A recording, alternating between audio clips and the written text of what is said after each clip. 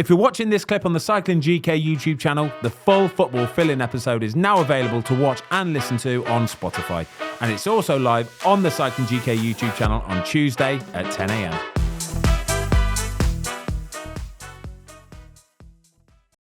Right, let's get back to some bigger games, get our teeth into this. The Merseyside Derby. This was, there was controversy in this game, actually. I'm going to hit it straight away. The second yellow card for Ashley Young, but then the non-second yellow card for Konaté, Watto. What was your thoughts on that? Well, 2 weeks ago, we spoke Arsenal, Man City, and we spoke that Kovacic should have had his 2 yellow cards. So I think the referees have had a conflab in the international break. Right, we're going to look at ourselves here. Irrespective of trying to keep 11 men on the field in the big games, we've got to make the correct decisions. Yeah. I watched the game. So Ashley Young, definite yellow card, first foul. Yeah. He's attacked the wingers at him and he brings him down. It's a second yellow card. No complaints, really. Not even from Dyche. Happy. Correct. Konaté, first yellow card. And then it's a foul and it's a yellow card and it's 0-0. Yep. And I think Dyche, I don't like managers that always blame referees for this, that and the other. But ultimately, he sent Ashley Young off. He has to send Konaté off. There's no question mark about it. It's a second yellow card and he should have been gone. I don't know what in the world he's thinking about that he can't give him a yellow card. And then you look at the Man City game, Akanji, his second yellow is exactly the same foul as Konaté. It's exactly the same. It don't matter what time the game is. Both teams there should have had a red card. And it really will infuriate Sean Dyche. He can't complain about Young. It's the correct decision. Konaté, it's got to be a red card. There's no two ways about it. And actually, I thought when he sent Young off, I thought finally the referees have taken something on board from 2 weeks earlier. We're learning from it. And other referees in the league, like the game at Man City, he made the right decision. But why did he not want to send 2 off? It would have been easy for him because he levels the game up and there would have been 4 correct decisions. So he just put himself in a bad position. And ultimately, I thought Liverpool were the better team. But you have to say that Konaté not getting the second red card has a big bearing on it when it's 0-0. Especially at 0-0, like you say. And I think the thing is as well, watching the game, you also saw, Will, that Pawson, who's the referee, knows he's got to send him off. And in his mind, sort of goes, I don't want to give the second yellow card, which is incredible when we're asking for consistency across games, that in the same game, the same referee who's followed his own rule in the second half goes, I don't want to do it. But you've just done it in the same game. It was incredible, really. Well, it's not just the fact that it was a foul and a yellow card anyway, but the fact that they were on the counter-attack anyway. It was probably a double yellow card. So I thought that Sean Dyche actually spoke really well. He was obviously so annoyed. He got a yellow card. He got a yellow card as well. He couldn't believe it. And he was, I think he was at pains to say that it cost him the match, but he said obviously it's had such a big bearing of it when you're in a derby match and you've not had a decision go your way. I think he was very well spoken. But they've maybe take a bit of solace from their performance because they shut up shop and it wasn't until late on with 10 men. They were so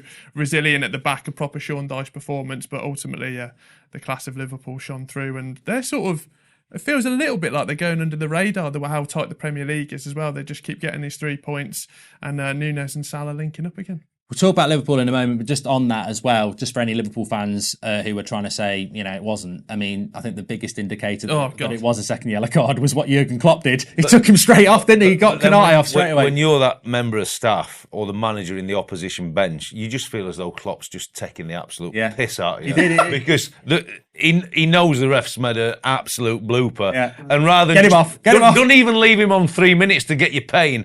Straight off, and he walks past you, and you're thinking, you should have been walking past me, but in 2 yellows, you know what I mean? Well, it's the equivalent in amateur football, isn't it? Where it happens quite a lot. Like my daughter plays and my son plays, and there'll be a player who's just doing a bit too many tackles, and the ref will come over to the manager and say, just take him off so I don't send him off. And it was a bit like that with Klopp. He was like, straight away, get Konaté off. He shouldn't be on the pitch. The pain of seeing him walk past you, but he's actually not got that second yellow card for Dyche and his staff.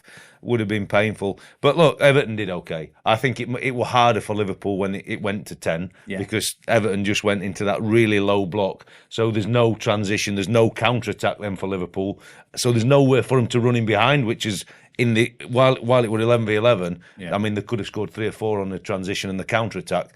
That's where Liverpool are at the most dangerous. When a team sits in so deep against them, which obviously they had to do, Everton, it looked like until the penalty they were going to maybe grind it out, you know what I mean?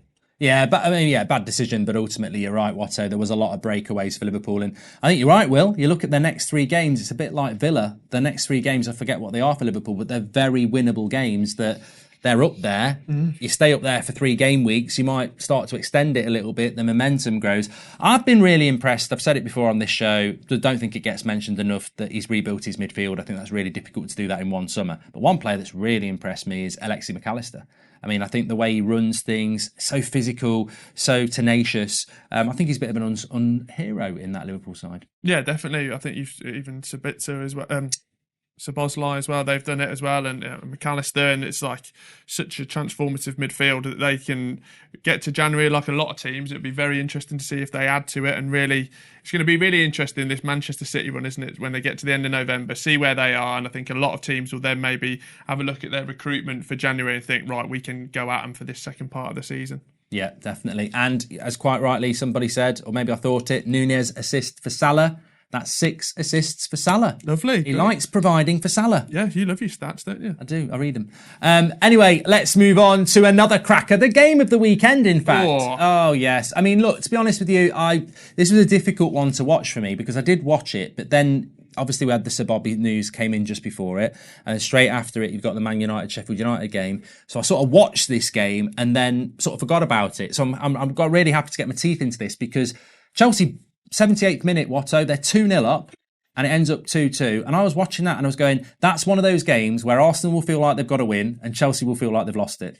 Yeah, he'll be devastated when Pochettino, it was the game that he wanted. The 2-0 up in the 78th minute, they've got to that point. Right, come on, just see the next 10, 12, 15 minutes, whatever, and win the game. Look, the goalkeeping situation in this game is really going to get highlighted. Look, Chelsea have signed Sanchez.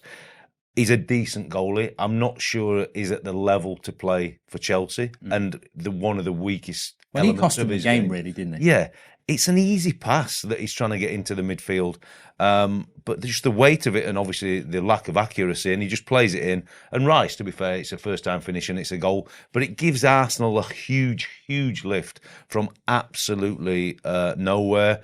And ultimately, it's a goalkeeping mistake that then just gives the momentum to Arsenal. And in the end, obviously, they get an equaliser. But really, up to 7, first half for sure, Chelsea were the better team. It's a fluky goal from Mudryk for sure, but I have to question Raya's positioning for a cross ball like that. It's really poor.